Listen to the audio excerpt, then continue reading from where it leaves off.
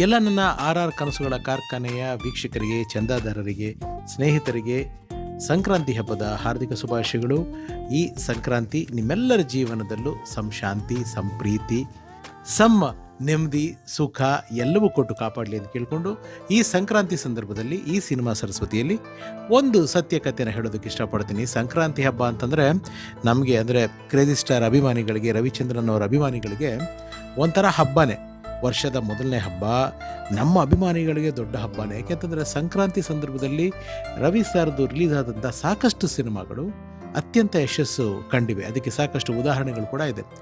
ಪುಟ್ನಂಜ ಅನ್ನೋ ಒಂದು ಚಿತ್ರ, ಈ ಚಿತ್ರನ ಮೊಟ್ಟ ಮೊದಲ ಬಾರಿಗೆ ರವಿ ಸರ್ ಅವರು ಅವರ ಭಾವ ಅಂದರೆ ಅವರ ತಂಗಿಯ ಗಂಡ ಶ್ರೀ ನರಸಿಂಹನ್ ಅವ್ರ ಜೊತೆಗೆ ಸೇರಿ ಈಶ್ವರಿ ಆಡಿಯೋ ಅನ್ನೋ ಒಂದು ಸಂಸ್ಥೆಯನ್ನು ಮಾಡಿ ಸಂಕ್ರಾಂತಿಗೆ ಬಿಡುಗಡೆ ಮಾಡಿದ್ರು. ಇದಕ್ಕೆ ಮುಂಚೆ ಮೊದಲು ಲಹರಿ ಸಂಸ್ಥೆಗೆ ಕೊಡ್ತಾಯಿದ್ರು ರವಿ ಸರ್ ಅವರು ಅವರೆಲ್ಲ ಆಡಿಯೋನ. ಆಮೇಲೆ ಎಂಪೈರ್ಗೆ ಹೋಯಿತು ಕೆಲವು ಪಿಕ್ಚರ್ಗಳು. ಆಮೇಲೆ ರೆಗ್ಯುಲರ್ ಆಗಿ ಆಕಾಶ್ ಆಡಿಯೋಗೆ ಸಪೋರ್ಟ್ ಮಾಡ್ಕೊಂಡು ಬಂದರು ರವಿ ಸರ್. ಅವರ ತುಂಬ ಸಿನಿಮಾಗಳು ಗೋಪಿಕೃಷ್ಣ, ಗುರುಬ್ರಹ್ಮ, ಚಿಕ್ಕ ಯಜಮಾನರು ಇವೆಲ್ಲವೂ ಆಕಾಶ್ ಆಡಿಯೋದಲ್ಲೇ ಇದ್ದಂಥ ಒಂದು ಆ ಲೇಬಲಲ್ಲೇ ಇದ್ದಂಥ ಸಿನಿಮಾಗಳು. First time Ravi sir audio company open ಮಾಡಿದ್ದು ಈಶ್ವರಿ ಆಡಿಯೋ ಅಂತ ಹೆಸರಿಟ್ಟು. ಅದ್ರ ಮೂಲಕ ಮೊದಲು ಬಿಡುಗಡೆ ಆದಂಥ ಸಿನಿಮಾ ಈ ಪುಟ್ನಂಜ. ಸ್ನೇಹಿತರೆ, ಸಾಕಷ್ಟು ಜನ ಕ್ರೇಜಿ ಸ್ಟಾರ್ ಅಭಿಮಾನಿಗಳಿಗೆ ಇದು ಗೊತ್ತಿರುತ್ತೆ. ನಮ್ಮ ಗಾಂಧಿನಗರದಲ್ಲಿ ನಮ್ಮ ಈಶ್ವರಿ ಸಂಸ್ಥೆಯ ಕಚೇರಿ ಇತ್ತು, ಈಶ್ವರಿ ಆಫೀಸ್ ಇತ್ತು. ಅದರ ಲ್ಯಾಂಡ್ಲೈನ್ ನಂಬರ್ 22653110. ನೀವು ಚೋರಾದಲ್ಲೂ ಕೇಳಿರ್ಬೋದು ನೀವು. ಹಲೋ, ಇದು 22653110 ಅಂತ ಒಂದು ಬಂದಿತ್ತು. ಅದು ನಮ್ಮ ಈಶ್ವರಿ ಆಫೀಸಿನ ಲ್ಯಾಂಡ್ಲೈನ್ ನಂಬರ್ ಆಗಿತ್ತು. ಹಲೋ, ಇದು 22653110. ಅಲ್ಲಿ ಅವತ್ತಿನ ದಿವಸದಲ್ಲಿ ರವಿ ಸರ್ ಮಾಡಿದಂಥ ಒಂದು ಪ್ರಯೋಗ, ಇವತ್ತೇನು ಕಾಲರ್ ಟ್ಯೂನ್ಸ್ ಇದೆ ಅಥವಾ ನಾವು ಫೋನ್ ಮಾಡಿದ್ರೆ ಹಾಡು ಕೇಳ್ಬೋದು, ಅವತ್ತಿನ ದಿವಸದಲ್ಲಿ ರವಿ ಸರ್ ಒಂದು ಎಕ್ವಿಪ್ಮೆಂಟ್ ಸಿಂಗಪೂರಿಂದನೋ ಎಲ್ಲೋ ಅಬ್ರಾಡಿಂದ ತರಿಸಿದ್ದಾರೆ. ನೀವು ಆ ನಂಬರ್ಗೆ ಫೋನ್ ಮಾಡಿದ್ರೆ ಯಾರೋ ಒಬ್ಬರು ಎತ್ಕೋತಾರೆ, ಹಲೋ ಈಶ್ವರಿ ಆಡಿಯೋ ಅಂತ ಹೇಳ್ತಾರೆ. ಎಲ್ಲಿಂದ ಸರ್ ಅಂತ ಕೇಳ್ತಾರೆ. ನಮ್ಮ ಹೆಸರು, ನಮ್ಮ ಫೋನ್ ನಂಬರ್ ಬರ್ಕೊಂಡ್ಮೇಲೆ 1 ನಿಮಿಷ ಸರ್ ಅಂತ ಅಂದ್ಬಿಟ್ಟು ರಿಸೀವರ್ ಇಟ್ಟರೆ ಪುಟ್ನಂಜ ಸಿನಿಮಾದ ಅಷ್ಟು ಹಾಡುಗಳದು ಒಂದು 30 ಸೆಕೆಂಡು, 40 ಸೆಕೆಂಡು ನೀವು ಆಡಿಯೋ ಕೇಳ್ಬೋದಾಗಿತ್ತು.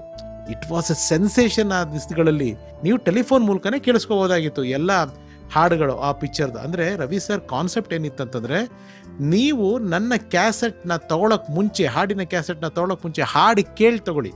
ಅವಾಗೆಲ್ಲ ಕ್ಯಾಸೆಟ್ ಬೆಲೆನೂ ಕಡಿಮೆ ಮಾಡಿಬಿಟ್ಟಿದ್ರು, 20 ರೂಪಾಯಿ 25 ರೂಪಾಯಿ ಇತ್ತು ಆವತ್ತಿನ ದಿವಸದಲ್ಲೇ.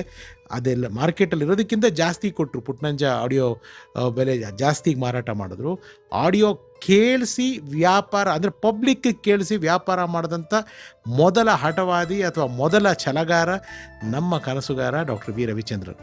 ಇದೇ ಸಂಕ್ರಾಂತಿ ಹಬ್ಬಕ್ಕೆ ಸಿನಿಮಾ ರಿಲೀಸ್ ಆಗುತ್ತೆ ಬೆಂಗಳೂರಿನ ಅವತ್ತಿನ ಸಾಗರ್ ಚಿತ್ರಮಂದಿರ. ಆ ಸಾಗರ್ ಚಿತ್ರಮಂದಿರದಲ್ಲಿ ಅವತ್ತಿನ ದಿವಸ ಹಬ್ಬ. ರವಿ ಸರ್ ಬಂದಿದ್ದರು ಥಿಯೇಟ್ರಿಗೆ ಮಾರ್ನಿಂಗ್ ಶೋ, ಫಸ್ಟ್ ಶೋಗೆ. ಅಲ್ಲಿ ಇನ್ನೂ ಒಂದು ವಿಶೇಷ ಏನಂತಂದರೆ, ಮಾರ್ನಿಂಗ್ ಶೋ ಮೈನ್ ಥಿಯೇಟ್ರ್ ಬೆಂಗಳೂರಲ್ಲಿ ಬರೋ ಪ್ರತಿಯೊಬ್ಬರಿಗೂ ನಮ್ಮ ರವಿ ಸರ್ ಅವರ ಪ್ರೀತಿಯ ಸಹೋದರ ವಿ ಬಾಲಾಜಿ ಅವರು ರಿಸೀವ್ ಮಾಡಿ ಎಲ್ಲರಿಗೂ ರೋಸ್ ಕೊಟ್ಟರು. ಒಂದು ರೋಸಾ ಹೂವು ಕೊಟ್ಟರು ಸಾಗರ್ ಥಿಯೇಟ್ರಲ್ಲಿ. ಆಮೇಲೆ ಎಳ್ಳಿನ ಪ್ಯಾಕೆಟ್ ಕೊಟ್ಟರು. ಅವ ಸಂಕ್ರಾಂತಿ ರಿಲೀಸ್ ಆಗಿರೋದ್ರಿಂದ ಎಳ್ಳಿನ ಪ್ಯಾಕೆಟ್ ಕೊಟ್ಟರು. ಇದೆಲ್ಲದ್ರ ಜೊತೆಗೆ ಮಾರ್ಕೆಟಿಂಗ್ ಅನ್ನೋದು ಇವತ್ತು 1000 ಮಾಡ್ತಾರೆ, ಡಿಜಿಟಲ್ ಮೀಡಿಯಾ ಇಟ್ಬಿಟ್ಟು, ಸೋಷಿಯಲ್ ಮೀಡಿಯಾ ಇದ್ದು. ಅವತ್ತು ಅಲ್ಲೇ ಸಾಗರ್ ಥಿಯೇಟ್ರ್ ಮುಂದೆನೇ ಒಂದು ಆಡಿಯೋದು ಸ್ಟಾಲ್ ಹಾಕಿದರು. ಸೊ ಸಿನಿಮಾ ನೋಡಿಕೊಂಡು ಹಾಡು ಗುನುಕ್ಕೊಂಡು ಬರೋರಿಗೆ ಅಲ್ಲೇ ಕ್ಯಾಸೆಟ್ ಅಂಗಡಿ, ಅಲ್ಲಿ ಕ್ಯಾಸೆಟ್ ತೊಗೊಂಡು ಅಲ್ಲಿ ಮಾರ್ಕೆಟಿಂಗ್ ಮಾಡಿ ಪುಟ್ಟನಂಜ ಸೂಪರ್ ಡೂಪರ್ ಹಿಟ್ ಆಯಿತು. ರವಿ ಸರ್ ಅವ್ರ ಇಂಟ್ರಡಕ್ಷನ್ನು ನಾನು ಪುಟ್ಟನಂಜ ಹಾಡನ್ನ ನೋಡ್ತಾ ಇರೋಂಗೆ ಗೊತ್ತಾಯಿತು ಜನಗಳ ಪಲ್ಸು, ಸಿನಿಮಾ ಸೂಪರ್ ಹಿಟ್ಟು ಅಂತ ಹೇಳಿಬಿಟ್ಟು ಖುಷಿಯಾಗಿ ಸಾಗರಿಂದ ಹೊರಟರು. ಸೊ ಸಂಕ್ರಾಂತಿ ಹಬ್ಬ ಅಂದರೆ ಈ ಥರದ ನೆನಪುಗಳು ತುಂಬ ಬರುತ್ತೆ. ಸೊ ಇವಾಗ ಸಂಕ್ರಾಂತಿ ಹಬ್ಬ ನಮ್ಮ ಪುಟ್ಟನಂಜನ ಜ್ಞಾಪಕ ಬಂತು. ಮತ್ತೆ ನಮ್ಮ ಈಶ್ವರಿ ಸಂಸ್ಥೆಯಲ್ಲಿ ಇದೇ ಥರ ದಿನಗಳು ಮರುಕಳಿಸಬೇಕು ಅನ್ನೋದು ನನ್ನ ಪ್ರೀತಿಯ ಒಂದು ಕೋರಿಕೆ, ಶುಭ ಹಾರೈಕೆ. ಸೊ ಇದಾಗಿತ್ತು ಇವತ್ತಿನ ಈ ಕತೆ ನಿಮಗೆ ಖುಷಿ ಕೊಟ್ಟಿದ್ರೆ ನಮ್ಮ ಶ್ರಮ ಸಾರ್ಥಕ ಅಂತ ತಿಳಿಸ್ತಾ, ಮತ್ತೆ ಮುಂದಿನ ಸಿನಿಮಾ ಸರಸ್ವತಿಯಲ್ಲಿ ಇನ್ನೊಂದು ಹೊಸ ಸತ್ಯ ಕಥೆಯೊಂದಿಗೆ ಹೊರತು ನಿಮ್ಮ ಮುಂದೆ ಬರ್ತೀನಿ. ಅಲ್ಲಿವರೆಗೂ ಎಲ್ರಿಗೂ ಒಳ್ಳೆಯದಾಗಲಿ. ವರ್ಷದ ಮೊದಲನೇ ಹಬ್ಬ, ಎಲ್ಲರ ಮನೆಯಲ್ಲೂ ಸುಖ, ಶಾಂತಿ, ನೆಮ್ಮದಿ ಇರಲಿ. ನಾನು ನಿಮ್ಮ ರಘುರಾಮ್. ಸರ್ವೇ ಜನ ಸುಖಿನೋ ಭವಂತು. Love you all. ನಮಸ್ಕಾರ. ಹ್ಯಾಪಿ ಸಂಕ್ರಾಂತಿ.